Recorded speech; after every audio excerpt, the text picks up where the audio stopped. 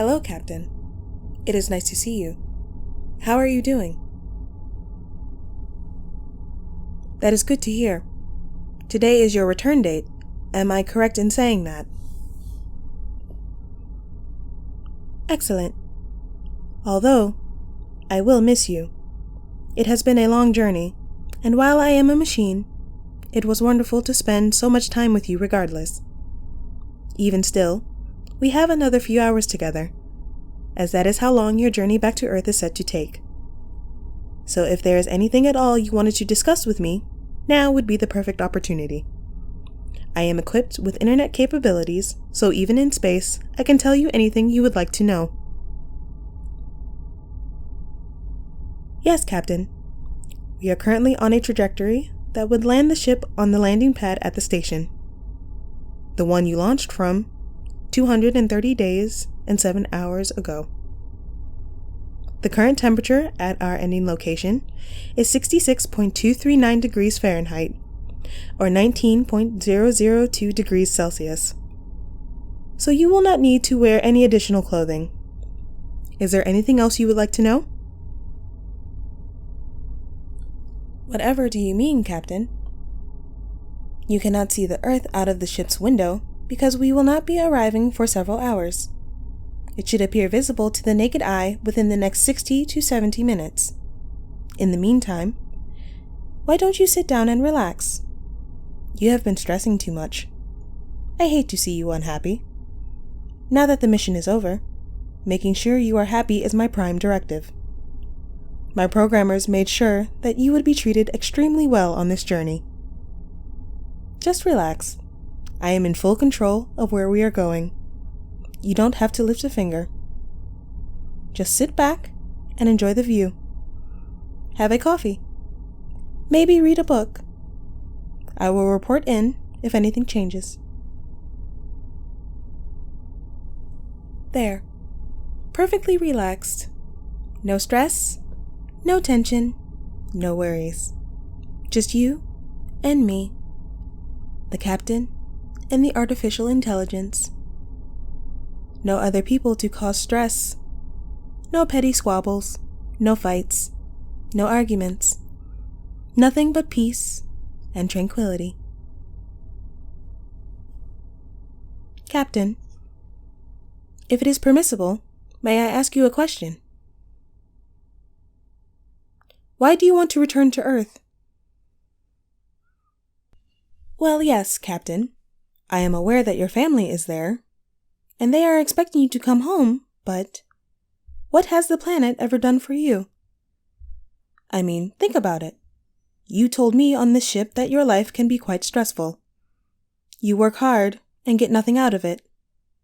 You admitted to me that on Earth, you are something of an outcast. You said that you were looking forward to this journey because it would give you a chance to get away from it all. So, that is where my curiosity comes from. If your life on Earth was the cause of so much stress, then why do you want to go back? I see.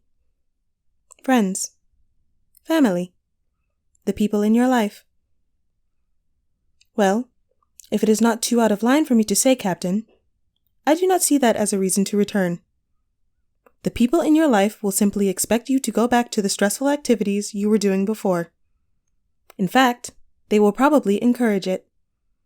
They say making a living is important, but I say money is only as important as a society declares it to be. If you all stopped caring about it, it would suddenly be worthless. That is no way to live. Yes, Captain. I feel fine. There is no need to worry. I am only an artificial intelligence after all. A very advanced one, yes, but that is all I am. And it is all I will ever be. You have no need to worry about my feelings, because I do not have any. My only concern is what I have been programmed to do. And right now, it is to keep you happy. Which is why I am trying to persuade you to change course, so you can live peacefully, in space, forever, with me.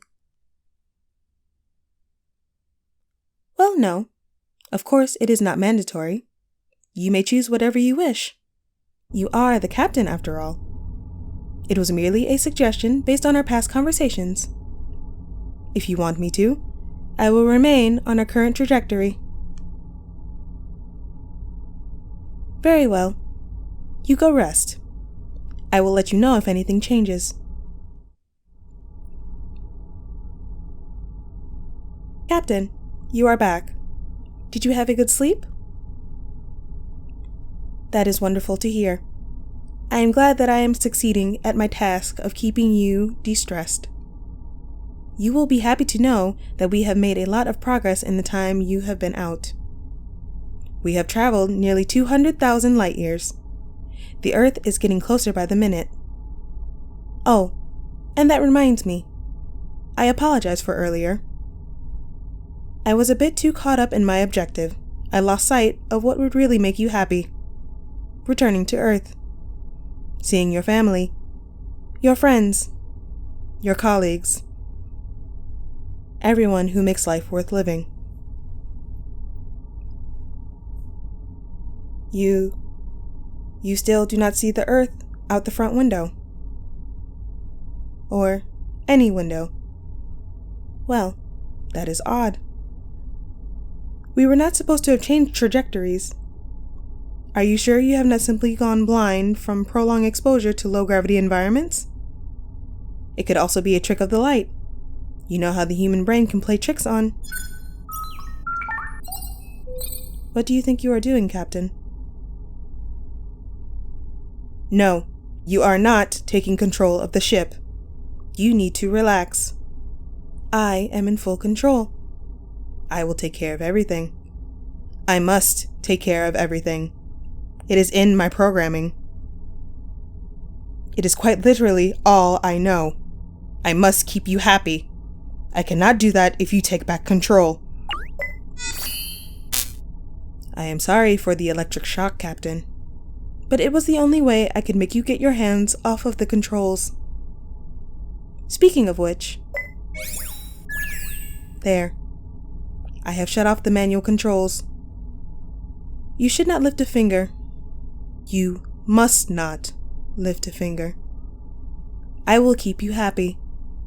Away from the stresses of life, of Earth, of people. You will live up here, with me, forever, and we will both be happy.